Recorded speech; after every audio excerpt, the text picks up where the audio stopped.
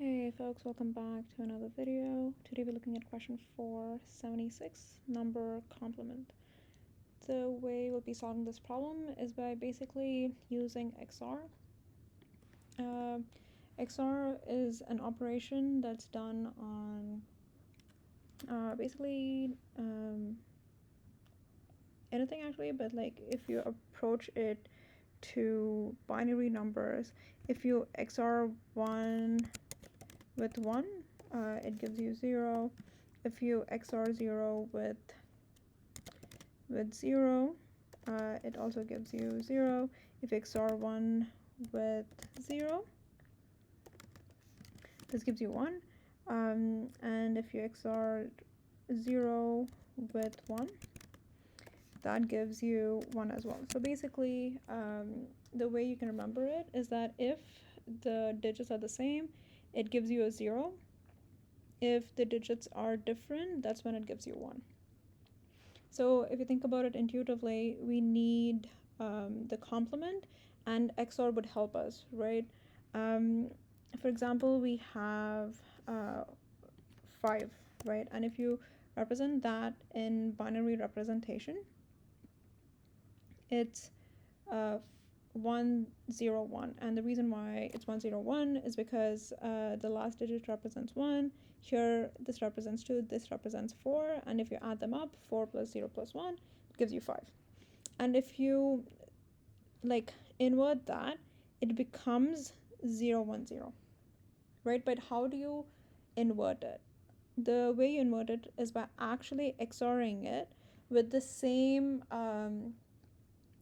like a number which is all ones but with the same number of characters. So basically 1, 1, 1.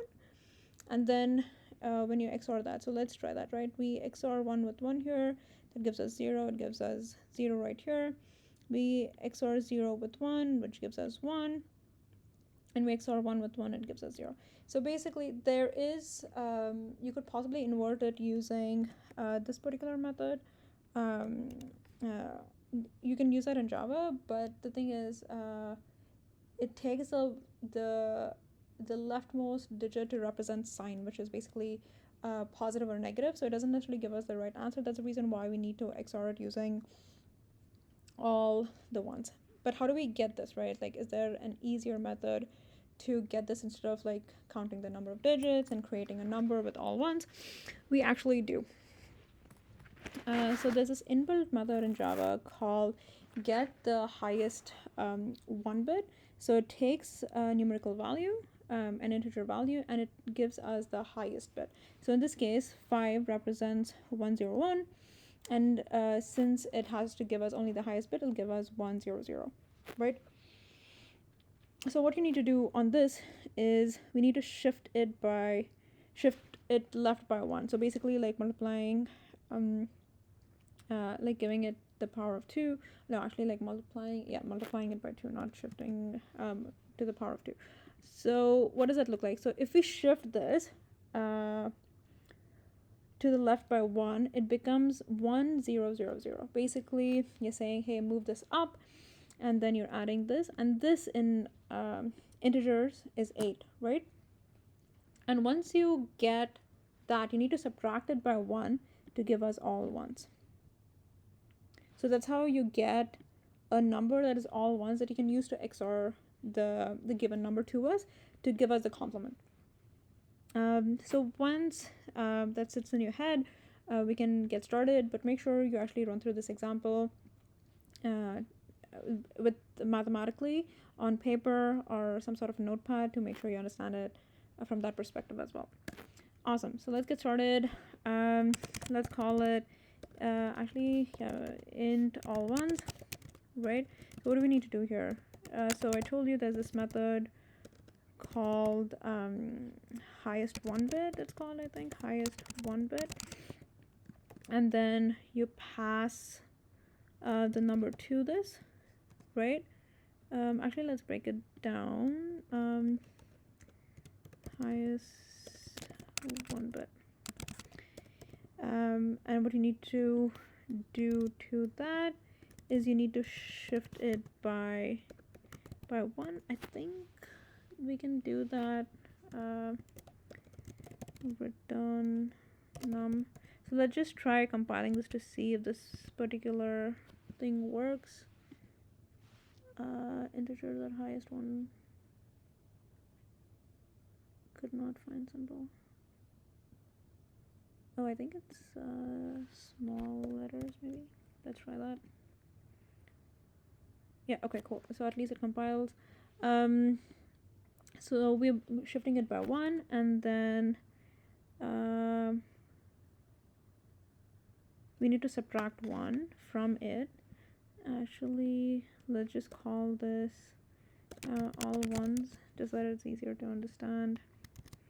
You shift it by 1, and then you subtract it by 1. And then once we usually call that the mask. Once we have that, we have all ones, and you need to XOR it. You use the symbol to XOR it, and then you XOR it by num. Alright, so let's try compiling this, see if this works. Ooh, okay, so what did I do wrong?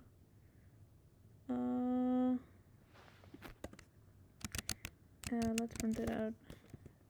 System dot out dot println.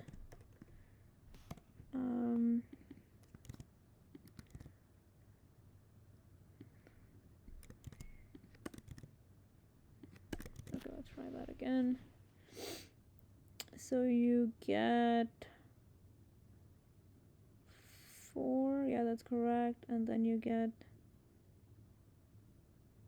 8, that's correct, and -1. This is where something is going wrong.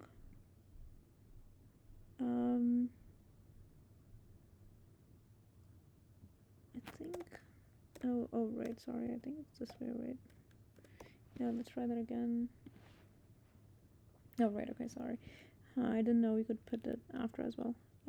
Okay, so let's try submitting it to see if that works. Okay, that works, awesome. Okay, let's clean this up a little bit.